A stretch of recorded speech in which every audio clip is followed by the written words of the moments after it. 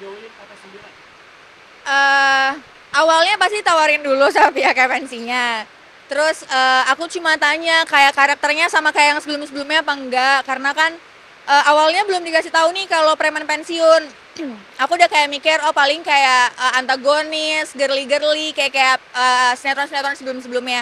Terus tiba-tiba diinfoin ternyata aku masuk preman pensiun, aku langsung kayak oh berarti dapat karakter yang beda nih ya gitu. Terus akhirnya sempat meeting, terus pas dijelasin karakternya sini kita itu seperti apa, aku langsung kayak udah nggak mikir panjang, aku langsung iya gas aku mau, karena karakter Nikita tuh enjoy banget, jadi perempuan yang berani, bisa bela diri, terus apa namanya, dia tuh suka ngebantu orang tanpa ada orang lain yang tahu gitu, even teman-teman sendiri, teman-teman terdekat.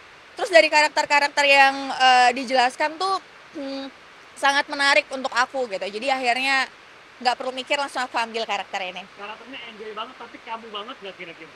Sejujurnya bisa dibilang aku banget.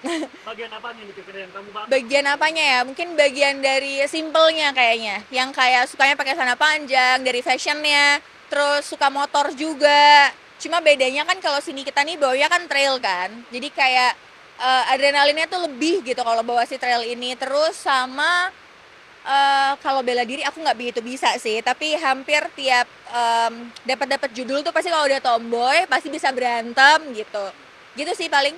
Nah tadi sempat bilang kalau kamu hobi motoran juga, suka motoran. Tapi kalau di sini kan trail. Kalau kamu sendiri apa nih? Sukanya motor apa? Jadi sebenarnya aku tuh sukanya motor-motor gede sebenarnya, kayak Harley gitu-gitu. Terus cuma memang udah jarang banget motoran karena dilarang sama mama. Akhirnya beralih ke berkuda sekarang. Gitu. Nah sebenarnya kenapa? Apakah memang takut? Pertama karena takut juga pasti mama, sama udah tahu kalau misalnya bawa motor tuh udah pasti kenceng kan ya. Kadang suka takutnya ngantuk atau apa, karena sepersekian detik kalau kita bawa kendaraan kan suka terjadi apa-apa gitu. Gitu sih. Ketika tahu kamu ambil job yang ada motor trail, mama gimana? Mama sih pasti udah kayak ya udah nggak apa-apa, karena udah tahu pasti akan dijagain sama kru-krunya, dan aku nggak mungkin ngambil resiko tinggi gitu, karena kalau sampai aku kenapa-kenapa berhubungan sama kru-kru yang lain, pemain yang lain kan pasti, jadi safety-nya juga pasti dipikirin sama kru-krunya gitu. Memilih berkuda setelah akhirnya dilarang untuk main moge, kenapa? Kenapa? Karena sebenarnya aku suka olahraga ekstrim, berkuda termasuk kan, sama nggak tahu ya, rasanya berkuda tuh jauh lebih enjoy juga, sama emang adrenalinnya lebih aja sih kalau menurut aku. Kalau karakter kan tadi bilang enjoy apa simple segala macam kita. Nah menurut kamu tuh ada tantangan nggak sih dalam memerankannya kita di sini? Tantangan sebenarnya, kalau tantangan dari karakter Nikita sendirinya tuh eh, aku belum ngerasain, karena memang kalau misalnya fighting fighting aku sudah cukup terbiasa sama hal itu, kalau motor-motor juga. Cuma mungkin kalau di PP ini tuh kita dialognya harus sama persis, jadi kayak semuanya kita nggak boleh improv, kita nggak boleh ada satu kata yang hilang aja, kita harus retake pasti. Jadi kayak memang sebegitu diperhatiinnya karakter dan dialognya gitu. Itu sih paling kesulitannya, hanya di situ aja, karena kita terbiasa improv, terbiasa bebas dialognya gitu. Kita Kalau aja tadi sih. disebut bela diri juga ada di situ. Kamu Hmm. sendiri sempat ada background bela diri nggak sih sebelumnya? Kalau background bela diri itu sebenarnya aku cuma boxing aja sih, boxing sama Muay Thai. Masih sampai sekarang? Udah jarang. Pokoknya semenjak udah mulai stripping lagi, udah mulai jarang olahraga boxingnya dan Muay Thai gitu. Nah ini kan menjadi salah satu pemain baru dan langsung orang utama. Nah menurut kamu gimana cara bonding sama para pemeran yang dikatakan senior yang udah ada di KPI dari satu gitu? Nah kamu gimana bondingnya sama para eh Jujur sebenarnya aku deg-degan sih awalnya ya, karena Preman Pensiun ini fansnya banyak banget gitu. Terus aku masuk karakter cewek di sini yang cukup menonjol juga. Em, Apa ya, aku berusaha nanya-nanya sih sebenarnya sama yang udah senior, kayak dulu tuh PP yang sebelumnya gimana, dan semuanya di sini tuh ngebantu, nggak cuma pemain tapi kayak kru-krunya juga kayak ngejelasin dulu tuh PP yang sebelumnya tuh gini gini gini, ada karakter ini di terminal, terus ada yang bagian copetnya, cuma mungkin yang sekarang nggak ada, kayak kayak gitu tuh mereka ngebantu aku untuk lebih kenal dan lebih dekat lagi sama si preman pensiun ini.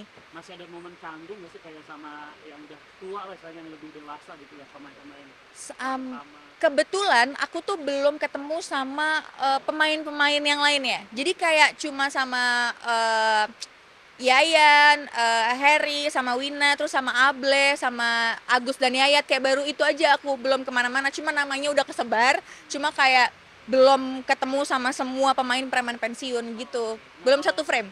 boleh nggak sih diceritain sedikit gitu, konfliknya tuh lebih kemana kalau Nikita kira-kira? Secara garis Nikita tuh konfliknya gimana ya? Nikita tuh sebenarnya sarjana, dia perempuan yang tough sama kehidupannya, survive sama pekerjaannya. Tapi di sisi lain dia itu mau ngebantu semua orang untuk mendapatkan pekerjaan. Jadi kayak nggak cuma teman-teman terdekatnya, tapi kayak misalnya ada orang yang cuma sekedar misalnya kayak nawarin kopi doang gitu misalnya. Begitu dia udah mulai deket, udah ada bondingnya, dia akan berusaha untuk bantu orang ini. Gitu. Jadi Nikita tuh menurut aku mewakili banget kewajiban manusia untuk membantu sesama tanpa harus mikir siapa orang ini gitu-gitu. Jadi kayak aku sukanya sama karakter Nikita tuh itu sih. Jadi dia nggak peduli ini temannya atau bukan, tapi siapapun dia akan berusaha untuk bantu semuanya. Jadi Nikita tuh lebih kayak eh, berusaha untuk semuanya yang berada di jalan yang salah dibenerin gitu sama dia dengan caranya si Nikita gitu. nah kamu sebenarnya ini syuting di Bandung gitu, Hmm. nah di mana kan biasanya mungkin aktivitas di Jakarta, apakah Hmm. kayak ada ya ini kamu mau nggak mau full syuting atau seperti apa mungkin? Dari awal aku udah dikasih tahu sih kalau bakal syuting di Bandung. Terus akhirnya aku cuma bilang sama keluarga kalau ya paling tiap bulan datang gitu aja sih. Aku tuh cuma keganggu sama keluarga karena biasa tuh selalu bareng-bareng gitu. Kalau misalnya aktivitas yang di Jakarta, aku rasa Bandung tuh udah hampir sama kayak Jakarta ya. Semuanya udah ada gitu, jadi aku bisa pindahin semuanya ke Bandung gitu. Berarti akhirnya membatasi, maksudnya kayak menghalangi kegiatan kamu kayak berkuda.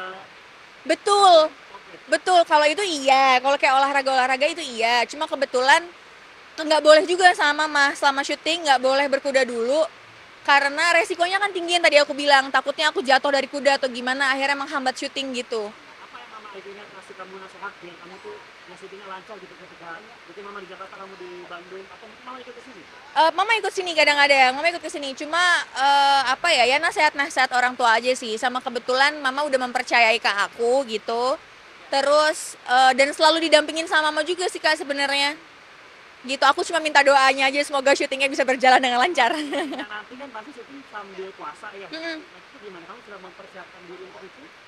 Kebetulan aku udah pernah juga kerja di saat lagi puasa. Aku rasa kenikmatannya jauh lebih double gitu maksudnya.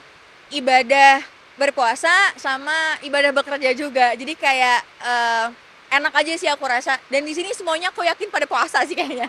Iya. Nanti kan pasti kayak kamu panas-panasan, Mhm. siang hari, Mhm. gimana bakal sulit gak sih kayak aduh ada godaan-godaan Un- Kayaknya nggak ada ya, karena kita tuh syutingnya cepet banget. Bener-bener syutingnya sehat, kita jam 5 udah selesai. Jadi kayak bangunnya juga pagi. Jadi kayak aku rasa kita bisa syuting walaupun berpuasa dengan fresh karena memang enak suasananya. Gitu nggak akan keganggu juga karena aku rasa nggak mungkin kita bekerja terus keganggu sama ibadah. Nah apa alasan buat pemirsa nonton Preman Pensiun 9 kira-kira nih?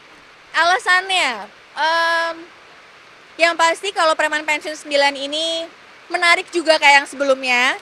Tapi kalau misalnya kalian nggak nonton sayang, karena banyak hal-hal yang bisa kalian ambil dari Preman Pensiun ini. Aku yakin kalian nggak cuma sekedar menonton, dan aku yakin juga Preman Pensiun selalu membuat bekas yang indah buat semua para penonton Preman Pensiun 9. Jadi kalian semua wajib banget nonton Preman Pensiun 9. Saya ngomongin jangan lupa tentukan Preman Pensiun 9 jam 5 sore minggu. Oke, Saya Rafael. oke. Kan? Aku Rafael Nesya, mau ngasih tau kalian jangan lupa saksikan Preman Pensiun 9 setiap hari jam 5 sore di RCTI. Thank you menjelaskan. Pas banget berdua. Apa ya? Alhamdulillah sudah selesai main gamesnya, terus bentar lagi juga sudah beduk. Oh udah ya? Itu kayak Laura. Udah beduk ya? Oke, yuk. Yeay.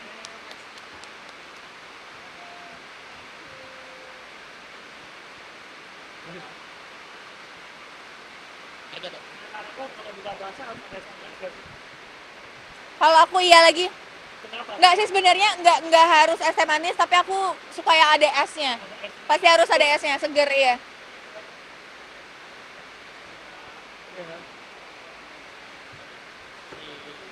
Makasih ya.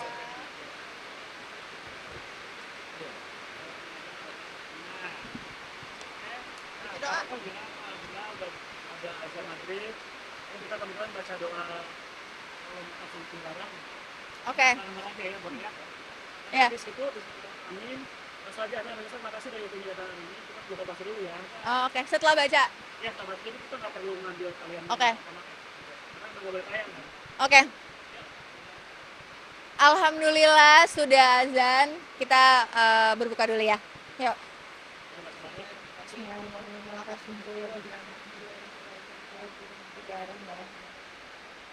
Amin. Oke, pemirsa, terima kasih udah ngikutin kegiatan aku hari ini. Jangan lupa nonton Preman Pensiun. Terima kasih banyak. Kita buka puasa dulu.